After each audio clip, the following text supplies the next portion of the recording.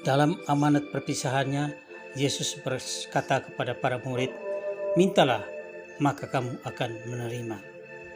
Sahabatku, saudaraku yang terkasih di dalam Kristus, kembali hari ini saya mengajak kita mari merenungkan bersama firman Tuhan yang kita ambil dari bacaan Injil liturgi hari ini, yaitu dari Injil Yohanes bab 16 ayat 23b sampai dengan 28. Mari kita dahului dengan tanda keselamatan, tanda kemenangan kita dalam nama Bapa dan Putra dan Roh Kudus. Amin. Inilah Injil Yesus Kristus menurut Yohanes. Dimuliakanlah Tuhan. Dalam amanat perpisahannya, Yesus berkata kepada murid-muridnya, "Aku berkata kepadamu, sesungguhnya segala sesuatu yang kamu minta kepada Bapa akan diberikannya kepadamu dalam namaku. Sampai sekarang kamu belum meminta sesuatu pun dalam namaku. Mintalah, maka kamu akan menerima, supaya penuhlah sukacitamu. Semua ini kukatakan kepadamu dengan kiasan. Akan tiba saatnya, aku tidak lagi berkata-kata kepadamu dengan kiasan, tetapi terus terang memberitakan Bapa kepadamu. Pada hari itu kamu akan berdoa dalam namaku, dan tidak kukatakan kepadamu bahwa aku meminta bagimu kepada Bapa. Sebab Bapa sendiri mengasihi kamu, karena kamu telah mengasihi aku dan percaya bahwa aku datang dari Allah. Aku datang dari Bapa dan aku datang ke dalam dunia. Kini aku meninggalkan dunia lagi dan pergi kepada Bapa." Demikianlah sabda Tuhan, terpujilah Kristus.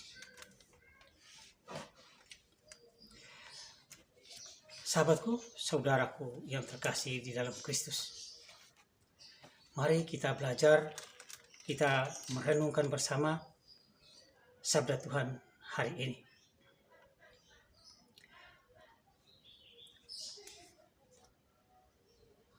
Mintalah, maka kamu akan diberi. Selama hampir 2 minggu, Nona Raita,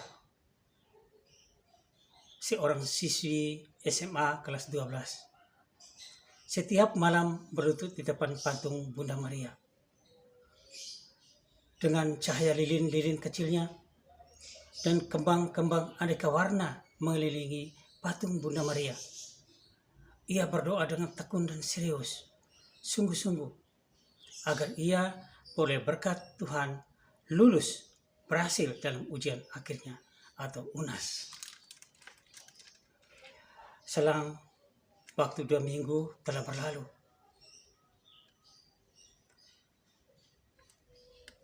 Setelah ujian, Nona Raita berhasil dan sukses. Di depan patung Bunda Maria kembali menjadi sunyi. Lilin-lilin kecil tidak bernyala lagi, tidak bercahaya benderang lagi. Kembang-kembang aneka warna telah mengering. Nona Raita menghilang dari hadapan patung Bunda Maria. Sikap Nona Raita mungkin mengejutkan kita, banyak orang. Masa doa hanya waktu dia perlu supaya ujiannya lulus, supaya ujiannya berhasil? Begitulah kira-kira pikiran banyak orang. Sayang disayang. Meskipun kita terperanjat membaca atau mendengar kisah Nona Raita ini, sikap kita pada umumnya terhadap doa tidak jauh berbeda dengan Nona Raita. Kita pun terkadang berdoa ketika kita memerlukan sesuatu, atau jika kita ada maunya, ada perlunya. Jadi memang dalam kenyataan ini, pada umumnya doa-doa kita itu syarat dengan kepentingan. Syarat dengan kepentingan pribadi-pribadi kita.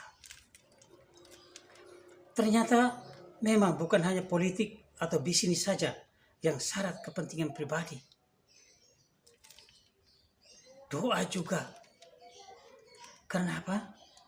Saudaraku, karena doa belum menjadi kebutuhan di setiap hari hidup kita, di setiap nafas hidup kita. Belum menjadi kebutuhan primer. Kalau kita lapar pasti makan, kita haus pasti minum, kita ngantuk pasti tidur, kita bekerja pasti, karena itu kebutuhan primer. Kebutuhan yang harus kita laksanakan, kalau tidak kita mati.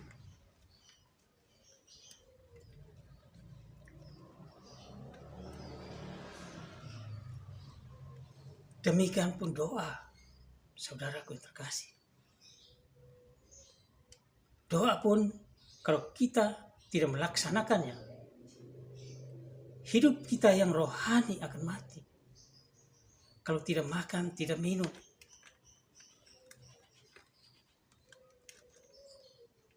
itu mati tubuh kita, badan jasmania kita.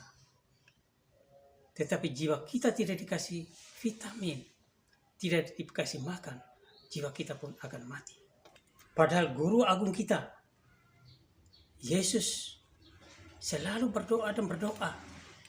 Setelah mengajar, Yesus selalu berdoa di tempat yang sunyi, di bukit. Itu Yesus. Bahkan pada hari ini, Yesus mengajarkan kita untuk selalu berdoa, untuk meminta kepada Bapa di surga.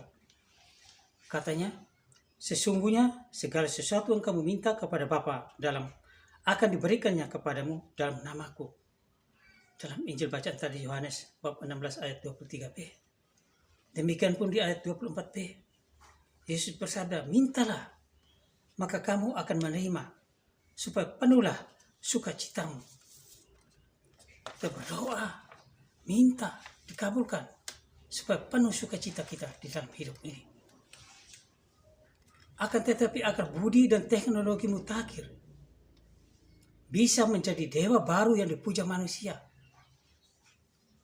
Manusia mudah menjadi sombong, angkuh. Karena manusia mengukur segala sesuatu berdasarkan kekuatan dan kemampuan pribadinya. Ini kena di backing oleh teknologi mutakhir. Karena manusia di backup oleh teknologi mutakhir. Hal ini membuat manusia merasa tidak membutuhkan orang lain lagi. Sesama mungkin dia tidak butuhkan lagi. Apalagi Allah. Terus dia melupakan. Seolah-olah dia tidak membutuhkan lagi Allah dalam hidupnya dia. Padahal tangan Allah selalu terbuka bagi setiap orang yang datang kepadanya. Dalam Injil tadi kita dengar. Padahal Allah juga selalu siap membantu kita. Bahkan lebih siap daripada teknologi mutakhir manapun.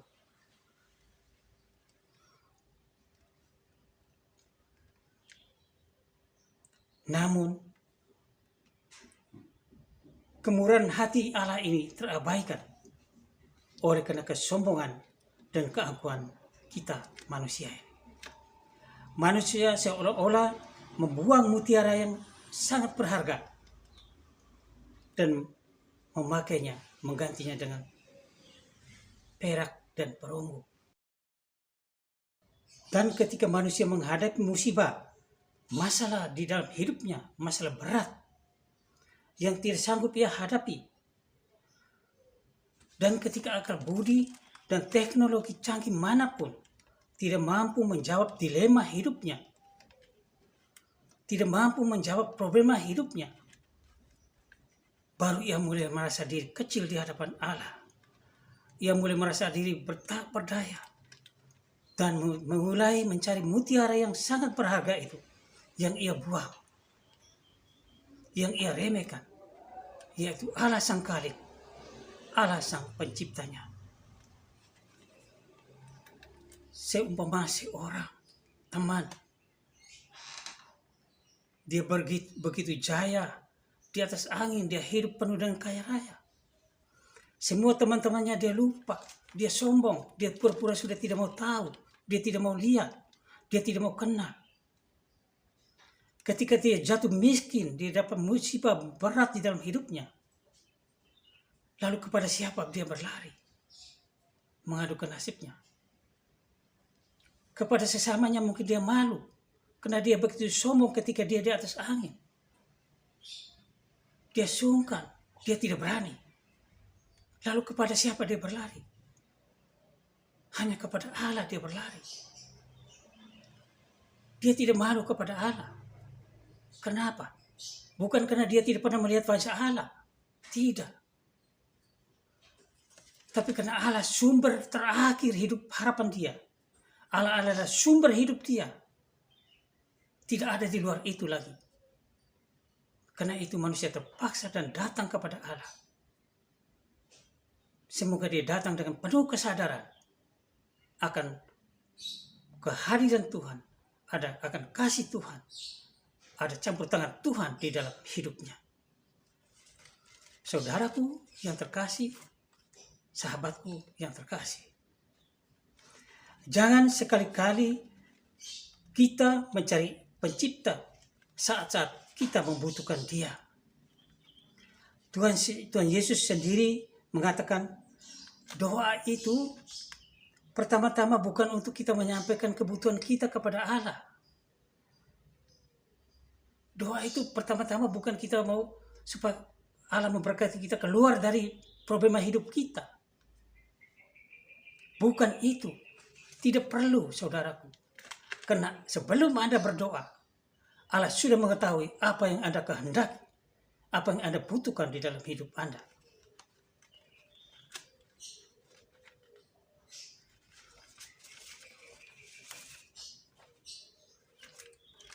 Dalam Matius bab 6 ayat 8, Yesus mengatakan, Bapamu mengetahui dengan baik sekali apa yang kamu butuhkan.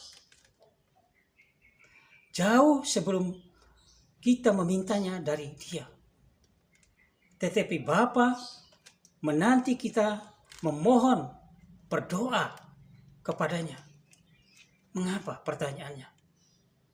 Karena martabat manusia anak-anaknya terletak dalam kehendak bebas. Martabat anak-anaknya dalam kebebasannya. Allah tidak mau merampas kebebasan manusia. Allah hanya membutuhkan kesadaran kita bahwa kita membutuhkan seorang pencipta kita, seorang pengasih dan penyayang, seorang yang memberikan rahmat berkat bagi kita. Jadi perlu sekali kita berdoa dalam tuntunan Roh Kudus, Roh Allah, supaya benar-benar dapat mengetahui apa yang dikehendaki oleh Allah. Artinya Allah menghendaki kita menggunakan kebebasan dan tanggung jawab kita untuk memohon kepadanya apa yang telah Ia sediakan bagi kita. Yaitu apa yang kita butuhkan, tinggal kita memohon. Kita mengadu, tinggal kita berkomunikasi dengan Dia. Dan Anda mendapatkan itu. Tentu saja, pasti yang terbaik bagi Anda. Bukan yang Anda inginkan, bukan yang Anda butuhkan. Dengan cara inilah Allah memperlakukan kita sebagai anak-anaknya yang sungguh dewasa dalam kehendak bebas kita. Karena itu Allah juga tidak asal memberi apa yang baik untuk kita. Allah menghendaki terlebih dahulu melibatkan kita dalam suatu dialog yang penuh kasih. Komunikasi kasih sayang. Komunikasi penuh kelembutan antara kita dan Allah. Komunikasi itu adalah doa, saudaraku. Yesus berkali-kali mengajarkan doa. Bahkan satu-satunya doa yang diajarkan Yesus ada untuk kita. Kalau Tuhan Yesus meminta supaya kita berdoa, salah satu alasannya adalah karena doa-doa itu adalah akan membuat kita menjadi lebih baik. Doa mewujudkan dan meningkatkan kerendahan hati kita, merasa kecil di hadapan Tuhan. Meningkatkan iman kita dan kasih kita akan Allah Bapa kepada sesama. Kedekatan Yesus dengan Bapanya menjamin bahwa apa saja yang kita minta, yaitu kita para muridnya, meminta dalam namanya, akan Bapa kabulkan. Ini Yesus menjanjikan karena Yesus tahu siapa Bapa. Karena firman ada di dalam Bapa. Firman Allah yang menjadi manusia itu Yesus. Itu ada di dalam Bapa. Dan apa yang Bapa berikan sesuai dengan apa yang kita butuhkan. Bukan apa yang kita inginkan, bukan apa yang kita cita-citakan, bukan apa yang kita perlukan. Tetapi apa yang terbaik untuk kita. Sebab Allah Maha mengetahui apa yang terbaik bagi kita. Kita anak-anaknya semua. Karena rahmat Allah itu tidak pernah bertentangan dengan kodrat manusia. Tuhan tidak memberikan sesuatu di luar kodrat kita. Sebuah ilustrasi kecil ini boleh memberikan gambaran bagi kita. Nora, gadis kecil itu bertanya kepada mamanya, "Mah, kenapa Tuhan kok tidak kasih Nora sayap seperti malaikat ya? Supaya Nora bisa terbang. Apakah Tuhan masih tidur, Mah?" Mamanya sambil tersenyum menjawab, "Nora, Tuhan tidak pernah tidur. Tapi Nora kan manusia. Jadi Nora tidak boleh mempunyai sayap. Nora bukan malaikat. Hanya burung di dunia ini yang ada sayapnya. Apa Nora mau dibully oleh teman-temannya kalau Nora ada sayap?" Ilustrasi ini singkat, tapi menunjukkan bahwa rahmat anugerah Allah yang kita terima tidak pernah bertentangan dengan kodrat manusiawi kita. Maka kalau kita mau minta sesuatu dengan kebutuhan kita, mintalah sesuai dengan apa yang kita butuhkan, manusiawi kita. Dan kita harus terima apa yang diberikan oleh Bapa. Walaupun itu mungkin tidak sesuai dengan keinginan kita. Sebab Bapa memberikan pasti yang terbaik untuk anak-anaknya. Saya kutip kata-kata Santo Thomas Aquinas. Gratia non destruit naturam sed elevat. Rahmat tidak menghancurkan kodrat, tapi mengangkat kodrat. Marilah kita berdoa. Tuhan Yesus yang Maha Baik, kami tertutup oleh ego kami begitu besar, sehingga selalu merasa paling mampu tanpa bantuan-Mu. Ajarkan kami rendah hati dan sadar untuk selalu mengandalkan Engkau, karena Engkaulah andalan kami. Bunda Maria, doakanlah kami anak-anak-Mu selalu. Amin. Kemuliaan kepada Bapa dan Putra dan Roh Kudus, seperti pada permulaan, sekarang, selalu, dan sepanjang segala abad. Amin. Dalam nama Bapa dan Putra dan Roh Kudus. Amin. Semoga Tuhan Yesus selalu memberkati kita semua.